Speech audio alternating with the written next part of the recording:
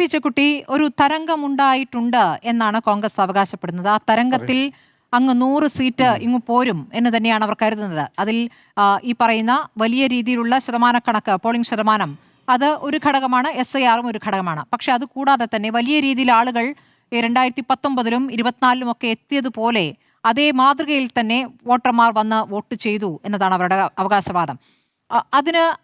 അത് ശരിവെക്കുകയാണെങ്കിൽ അതിനിടയാക്കിയ കാര്യങ്ങളെ അങ്ങ് എങ്ങനെയാണ് വിലയിരുത്തുന്നത്? ഇപ്പോൾ സർക്കാരുമായി ബന്ധപ്പെട്ട് നിരന്തരം വിമർശനങ്ങൾ അങ്ങ് പല ഘട്ടങ്ങളിലായി ഉന്നയിച്ചിട്ടുള്ളതാണ്.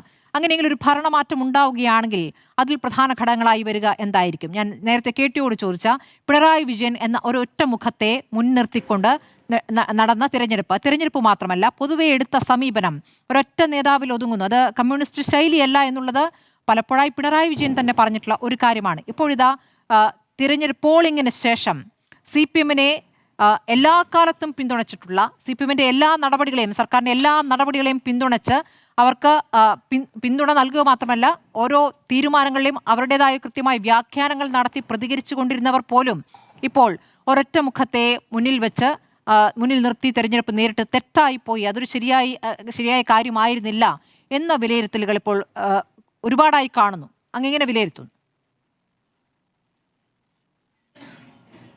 അല്ല, ഒരു കാര്യം വളരെ ക്ലിയറാണ്. ഇന്നലെ രാവിലെ മുതൽ വളരെ വാശിയോടുകൂടിയാണ് ജനങ്ങൾ പോളിംഗ് ബൂത്തിൽ എത്തിച്ചേർന്നിട്ട് തെരഞ്ഞെടുപ്പിൽ പ്രക്രിയയിൽ പങ്കെടുത്തത്. അത് സാധാരണ നിലയിൽ 2 തവണ ഭരിച്ച് ഒരു സർക്കാരിനെ വീണ്ടും ഒരു തവണ കൂടി ജയിപ്പിക്കാനായിട്ട് ഇത്ര വാശിയോടുകൂടി രാവിലെ തന്നെ ജനങ്ങൾ പോളിംഗ് ബൂത്തിലെത്തും എന്ന് പ്രതീക്ഷയിൽ യാതൊരു അർത്ഥവുമില്ല. അതൊരു ഇല്ലോജിക്കലാണ്. അവരെ സംബന്ധിച്ചുള്ള അവർക്ക് അവരുടെ വികാരങ്ങൾ ഇപ്പോൾ യഥാർത്ഥത്തിൽ വളരെ നെഗറ്റീവായിട്ടുള്ള ഒരു തോട്ട് പ്രോസസ്സിനെയാണ് കാണിക്കുന്നത്. അല്ലെങ്കിൽ ഉച്ചയ്ക്ക് മുമ്പ് തന്നെ 50% ആളുകൾ പോളിംഗ് ബൂത്തിൽ എത്തി വോട്ട് ചെയ്യില്ല. അത് ഒന്നാമത്തെ കാര്യം. വളരെ കൃത്യമായിട്ടുള്ള ഒരു സന്ദേശം ജനങ്ങൾക്ക് കൊടുക്കാനുണ്ടായിരുന്നു. അത് ഈ കേരളത്തിൽ ഭരിക്കുന്ന സർക്കാരിനെതിരായിട്ടുള്ള വികാരമാവാനേ സാധ്യതയുള്ളൂ. കാരണം സർക്കാരിന് അനുകൂലമായിട്ടൊരു വികാരമായിരുന്നെങ്കിൽ അങ്ങനെ ഇത്ര ശക്തിയോടുകൂടിയുള്ള ഒരു ഒഴുക്ക് ഉണ്ടാവുമായിരുന്നില്ല പോളിംഗ് ബൂത്തിലേക്ക്. ആളുകൾ വരും, വോട്ട് ചെയ്ത് പോവും. അത് നല്ല അപ്പുറം. കാരണം 2 തവണ വോട്ട് ചെയ്തിട്ട് ഇനി 3ാമത്തെ ഒരു തവണയും കൂടി എന്ന മട്ടിലേ വരുമായിരുന്നു. അപ്പം അതുകൊണ്ട് ഒരു മാറ്റത്തിന് വേണ്ടിയുള്ള വളരെ ശക്തമായിട്ടുള്ള ഒരു ജനവികാരമാണ് തെരഞ്ഞെടുപ്പിൽ പ്രതിഫലിപ്പിക്കുന്നത്. 2021 എന്തിനു മാറണം എന്നുള്ള കാര്യമുണ്ടല്ലോ. ഇപ്പോൾ വികസനം, അത് ഞാൻ പറയാം. അതിലേക്ക് ഞാൻ വരികയാണ്. അതിലേക്ക് ഞാൻ വരുന്നത്. എന്തിനു മാറണമെന്ന് വെച്ചാൽ എന്താണ് ഇവർ ചെയ്തിട്ടുള്ളത്? 81 വയസ്സ് കഴിഞ്ഞ ഒരു മനുഷ്യൻ നാട്ടിലെങ്ങും പുറത്തേക്ക് ഇറങ്ങിക്കഴിഞ്ഞാൽ റോഡാകെ, നാടാകെ, വീടാകെ, TV ആകെ, പോസ്റ്ററാകെ എല്ലാം നിങ്ങളെ ഭരിക്കാൻ ഞാനല്ലാതെ വേറെ ആര്? ഇതൊക്കെ അഹങ്കാരമല്ലേ സത്യത്തിൽ?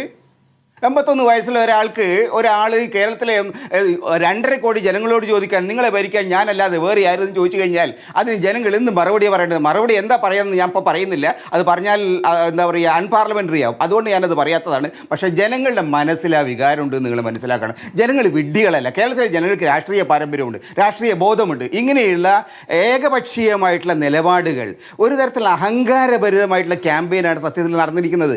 ഈ ക്യാമ്പയിൻ്റെ തുടക്കം മുതൽ അവസാനം വരെ നിങ്ങൾ നോക്കിയാൽ ജനങ്ങളുടെ തലയ്ക്ക് മേലെ കയറിക്കൊണ്ട് ജനങ്ങളെ എന്താ പറയുക, അവരുടെ അമിതമായിട്ട് അവരുടെ മേൽ അടിച്ചേൽപ്പിക്കുന്ന ഒരു ക്യാമ്പയിനായിട്ട് അത് വന്നിരിക്കുന്നത്. ഒരു ഇൻഡിവിജ്വലിൻ്റെ വിഷയം മാത്രമല്ല, ഒരു ഇൻഡിവിജ്വലിനെ അവർ സെലക്ട് ചെയ്യാതിരിക്കുകയോ ചെയ്യുക, അത് അവരുടെ ഇഷ്ടമാണ്. പക്ഷേ കേരളത്തിൻ്റെ ചരിത്രത്തിൽ ഇന്ന് വരെ ഏതൊരു സിംഗിൾ ഇൻഡിവിജ്വലിനെ വെച്ചുകൊണ്ട് ഒരു പാർട്ടിയും ഇന്നേ വരെ ഈ തരത്തിലൊരു ക്യാമ്പയിൻ നടത്തിയില്ല. എന്തുകൊണ്ട്?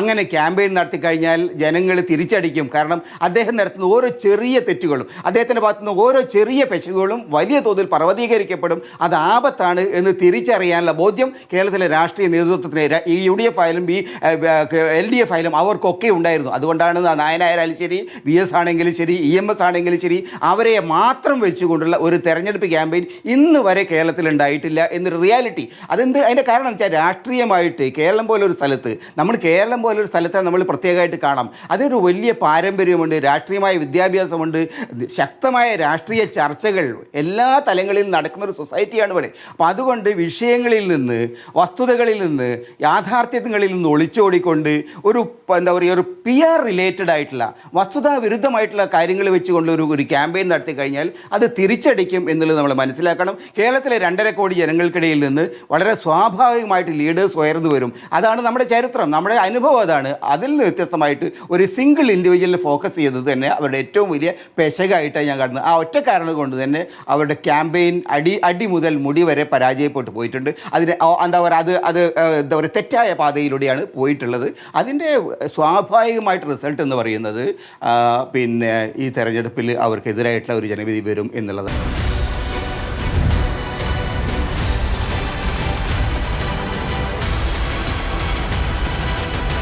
ഡിബേറ്റ് വിത്ത് സ്മൃതി പരുത്തിക്കാട്.